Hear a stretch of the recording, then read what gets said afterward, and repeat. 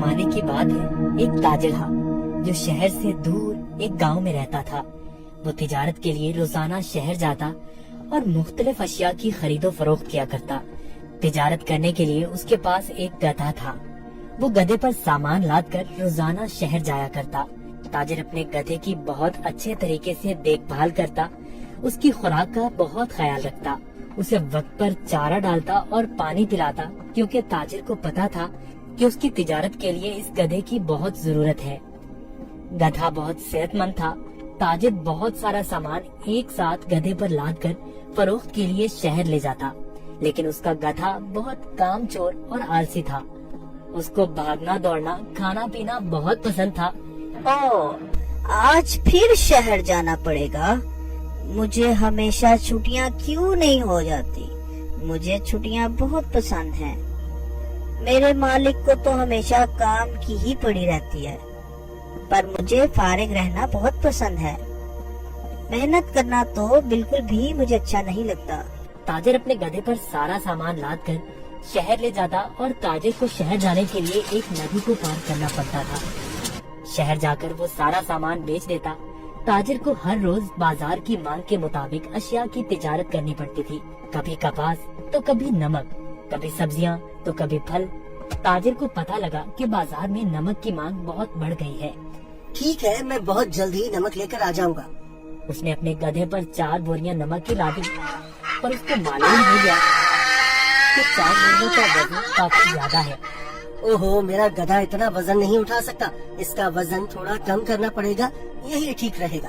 उसने गधे की पीठ से एक बोरी उतार दी, फिर भी गधा आगे जाने के लिए तैयार नहीं था। ताजिर को अपने गधे का तो बहुत ख्याल था, पर उसको अपने गधे का पता था कि वो बहुत कामचोर और आलसी है। उसने एक छड़ी गधे की पीठ पर मारी और उसे बाजार ले जाने की कोशिश करने लगा।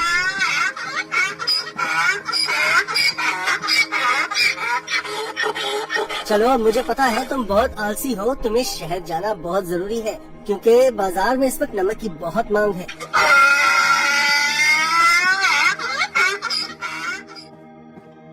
ताजिर ने सारा नमक फरोख्त कर दिया। ओहो, सच में बाजार में नमक की बहुत मांग है। ताजिर ने फिर रोज की तरह शहर में नमक फरोख्त करना शुरू कर दिया। गधे पर कभी 3 तो कभी 4 बोरियां लाद कर बाजार जाना पड़ता था, जिसकी वजह से गधा नाखुश था। पर वापसी पर गधा बिल्कुल खाली आता और बहुत खुश होता। रोज की तरह ताजिर ने फिर से 4 बोरी गधे की पीठ पर लादी और शहर की तरफ निकल पड़ा। जब वो नदी के पास पहुंचा तो उसे पानी ज्यादा नजर आया। हमें बहुत ध्यान से आहिस्ता आहिस्ता चलना होगा ताकि हम पानी में कहीं गिर न जाएं। जैसे ही उन्होंने आधी नदी पार की, अचानक गधे का पाँव एक बड़े पत्थर से लगा और गधा फिसल गया और पानी में बैठ गया। ओहो, तुमने ये क्या किया? बोरियां तो अभी भी मेरी पीठ पर हैं, लेकिन मुझे इतना वजन महसूस नहीं हो रहा।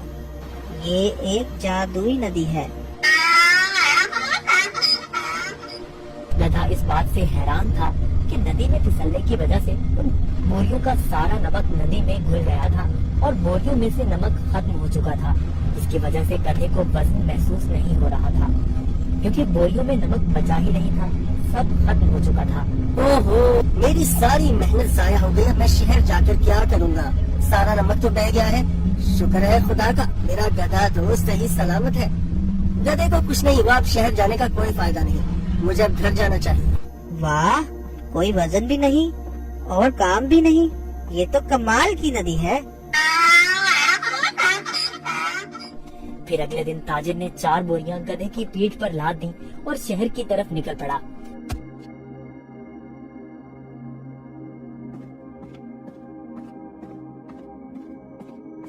आहा, कल का दिन कितना अच्छा था। कोई काम भी नहीं करना पड़ा था। आज मुझे फिर काम करना पड़ रहा है। ठीक है, आज फिर से मैं आलसीपन दिखाता हूँ और अपना वजन कम करता हूँ। फिर तो मैं नदी से ही घर वापस जा सकता हूँ, कल की तरह। वो एक जादुई नदी है जो मेरा वजन कम कर देती है। वो कल की तरह आज भी मेरी मदद करेगी। ताजिर उस दिन गधे की चालाकी से बिल्कुल बेखबर था। रोज की तरह ताजिर अपने गधे के साथ इस नदी के पास पहुंचा तो गधा ताजिर से पहले ही इस नदी की तरफ जाने लगा। ताजिर ने उसे रोका। रुको रुको। गधा फिर से नदी में फिसल गया जहाँ वो पहली बार फिसला था। ओहो, तुमने क्या किया? काहिल गधे, जल्दी से बाहर आओ। लेकिन बहुत देर हो चुकी थी। बोरियों का सारा नमक नदी में घुल गया। गधे को अब कोई वजन महसूस नहीं हो रहा था। वाह, ये हुई ना बात। कोई वजन भी नहीं और काम भी नहीं। ये तुम्हारा कैसे? जरा सोचता हूँ, ये जानबूझकर मेरे साथ कहीं चालाकी तो नहीं कर रहा। ओह काहिल गधे, मैंने तुम्हारा इतना ख्याल रखा और तुमने मेरे साथ क्या किया? इसे घर वापस ले जाता हूँ। मुझे पता है, अब देखो मैं तुम्हें कैसे सबक सिखाता हूँ। गधे ने सोचा, मैंने काम चोरी का ये अच्छा तरीका ढूंढा है, पर ताजिर का तो आज कुछ और ही जहन था। अगले रोज ताजिर ने गधे की पीठ पर 6 बोरियां रुई की लाद दी, लेकिन गधे को थोड़ा सा भी वजन महसूस न हुआ। ओहो, इतनी ज्यादा बोरियां? कोई मसला ही नहीं। शहर तक जाना किसने है? इस जादुई नदी तक तो जाना है बस। और वो शहर की तरफ जाने लगे। जब वो नदी के पास पहुँचे तो अचानक से गधा नदी पार करने लगा और उसी जगह पर फिसला जहाँ वो पहले फिसलता था। ताजिर बाहर खड़ा होकर ये सब मंजर देख रहा था। ओहो, ये मेरी पीठ पर इतना वजन कहाँ से आ गया?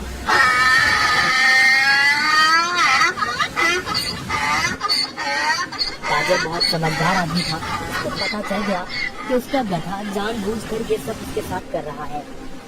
इसलिए ताजिर ने इस दफा बोरियों में नमक के बजाय रुई भर दी थी। जैसे ही गधा नदी में फिसला तो रुई ने पानी जब्त कर लिया और गधे की पीठ पर वजन ज्यादा हो गया। हाँ, तुम मुझे इतने दिनों से बेवकूफ बना रहे थे। तुम्हारी इस हरकत से मेरा बहुत नुकसान हुआ है। तुम्हें इस बात का अंदाजा भी है क्या? अब तुम इसी तरह बोरियों के साथ फंस जाओगे। गधे को उन बोरियों के साथ ही घर आना पड़ा। इस तरह गधे ने अपना सबक सीख लिया और उस दिन के बाद गधे ने कभी नदी में फिसलने की हिम्मत न की। इसलिए नतीजा, जैसा करोगे वैसा भरोगे।